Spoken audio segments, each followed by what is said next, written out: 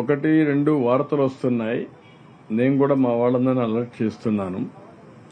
మీకు concrete information ఉంటే పలాంది ఇక్కడ జరిగిందంటే డెఫినెట్గా ఫర్మ్గా తాట తీస్తాం.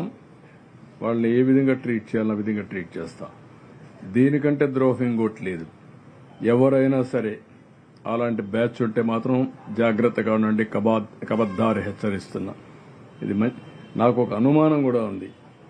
ఇలాంటి ఏమైనా వైఎస్ఆర్ కాంగ్రెస్ కూడా పంపిస్తున్నారా, కావాలని డిస్టర్బ్ చేయడానికి చూస్తున్నారా, ఈ కుట్రలు ఏమైనా భాగాలున్నాయా తెలియదు నాకు. నేను ఆధారం లేకుండా ఇది పెట్టను. ఈరోజు మనం చూస్తున్నాం, మొన్న వచ్చిన బోట్లు పవర్ఫుల్ బోట్స్, అవి మామూలుగా వుడన్ బోట్స్ కాదు, అవి ఐరన్ బోట్స్. ఏ విధంగా వచ్చాయి, ఆ విధంగా వచ్చిన బోట్లు కరెక్ట్గా ఇన్ బిట్వీన్ ఆ వెయిట్స్ ఏవైతే ఉన్నాయో 2 గేట్ల మధ్యలో వచ్చినట్టు దాన్ని కొట్టాయి.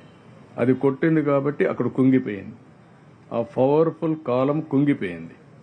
అదే కానీ కాలంను కానీ కొట్టుంటే చాలా ప్రాజెక్టు కుంగిపోయే అవకాశం కూడా ఉంది. చెప్పలేం.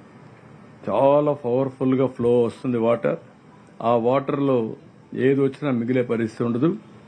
అలాంటిది బోట్లు వచ్చి కొట్టడంతో నేను చూశాను క్లియర్గా ఆ సపోర్టింగ్ కాలం ఏదైతే తీసుకొస్తారో అది ఇరిగిపోయింది.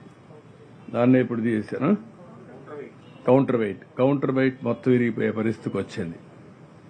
ఇది ఏంటో నాకే అర్థం కాదు. చిత్ర విచిత్రాలు ఎక్కడి నుంచి వచ్చాయి, ఇవి ఎందుకు వచ్చాయి?